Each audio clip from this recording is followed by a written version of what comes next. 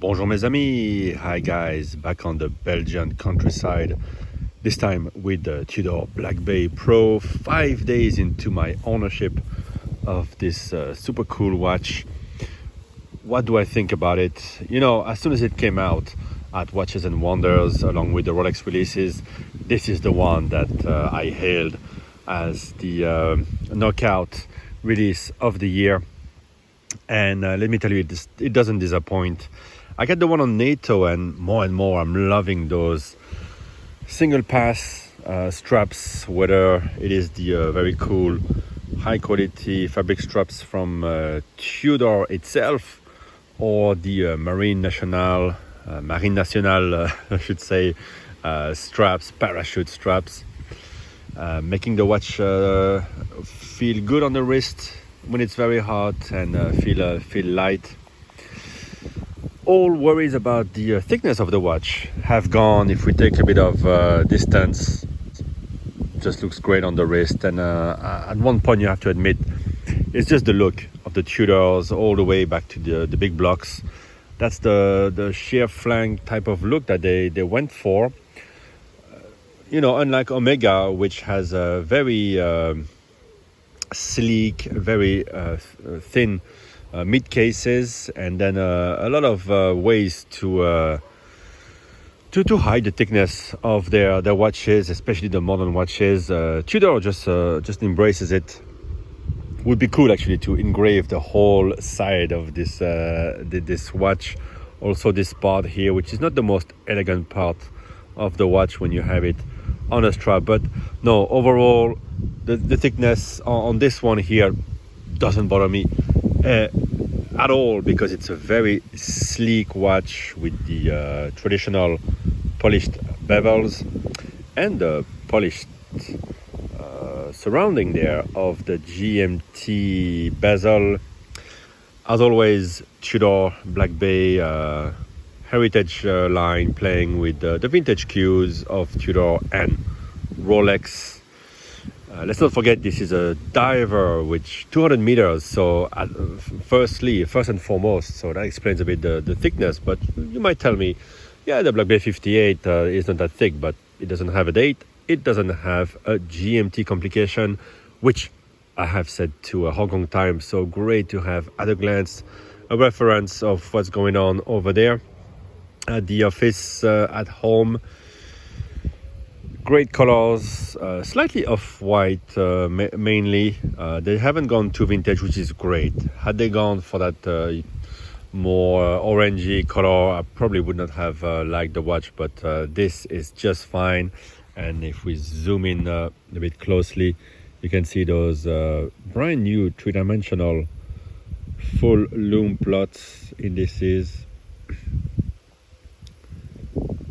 Really doing a great job, and you have the orange hand reaching the edge of the dial. And this sapphire crystal is, I think, the one that looks the most like plexi that I've seen. I think all brands do these thick sapphire crystals, dome, to look like vintage plexi, but this one really nails it.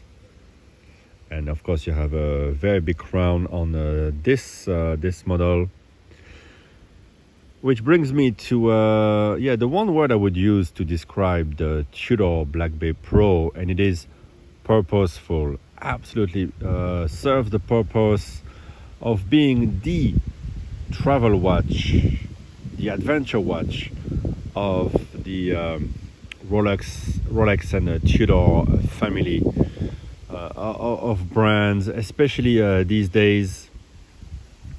The GMT Master 2s have become so difficult to get, so expensive, so valuable, that you can't actually travel with them, and they just have 100 meters of water resistance, which is fine for most of more swimming and all that. But having an extra 100 meter just puts you at ease. And having a less well-known watch, a less flashy watch, really makes it perfect for traveling. I said that about the Black Bay GMT, the Pepsi, and the root beer. but to most, and in the end to me as well, it's just a bit too massive. I felt I still like them. I still have a soft spot for them, as all the owners have, and people who sold them kind of miss them. You take them like a sexy girl with a bit of a few extra pounds. Sometimes you you embrace it, sometimes you don't. But what bothered me with the GMTs was that the lug spacing at 22 millimeters added to the mass with a heavier bracelet as well, and it took a lot of real estate from the wrist. This is solved here, 20 millimeters lug spacing, and of course the case is smaller as well, 39 millimeters. Just a super cute, super sleek watch, modern, vintage, all the same. Really, I wasn't sure when I purchased it. I was hesitating a bit, and just after a couple of days, it became second nature to wear this, especially here on holiday in Belgium. You go to the city center, you're not worried about somebody looking at your watch, thinking anything negative of you, or feeling the urge to steal it off your wrist. This is quite stealth, and yeah, as I said, purposeful. So 5 days into the ownership, absolutely loving everything about it, loving the look, and actually really enjoying those straight flanks. I think it works great on this one. What else is there to say? We will see. I'm going to alternate this one with my Omega Seamaster Green for the coming month here on a holiday on the countryside of Belgium. Maybe I'll try to jump on one of those horses, and there you go bareback horse riding, wearing the Black Bay, and then afterwards I'll be in quarantine, around the kids. This is a great watch to wear, just like the Black Bay ceramic is. And yeah, Tudor right now, just on a roll. It's crazy. I think you gotta buy the ones that are most Tudor-esque. The ceramic, there's nothing similar in the Rolex range. The FXD also is Tudor through and through. This one is a lot more homage-like, more like a little sister companion, really, to the old Explorer 2. But Rolex have gone a different way with the Explorer 2, and here you get a modern watch, the Tudor vibes, with what we were missing from the 1655 reference. Is this the best one of the current lineup? I don't know. I think my advice would be to let it sink in, because eventually all will be available. They will come up with new models, new materials. The bronze Black Bay 58 is great as well. I'd love to have it, but yeah, you can't have them all, or maybe you can. If you can afford it, that's great. I don't know if you enjoy more if you have them all. It's also nice to just pick one and make it your watch. It's a special pleasure to it. So yeah, take your time, try them on. It's difficult until you've experienced them, until you've enjoyed them, to really decide what to do.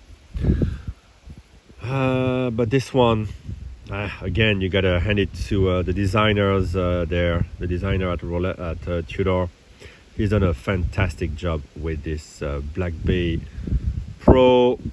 The name Pro, does it suit the watch? I guess it does, because it's really the one you can really take and take on a hike and on a challenge. It's 200 meters of water resistance, feels great. I love this NATO. It's not a NATO. I love this fabric strap. I'm sort of wondering if I'm even gonna bother getting the bracelet. To be honest with you, I can have it nice and tight, or just loosened by one hole for the night time, and feel very comfortable. I think it's really well made here. That this Tudor clasp. So far the watch is also very like all the Tudors these days, super accurate, almost to the second. And you have this matte dial, making it yeah, very few colors, so very purposeful, simple type of watch. You just put it on and you go wherever the road takes you. All right, guys, have a great summer. Bye bye.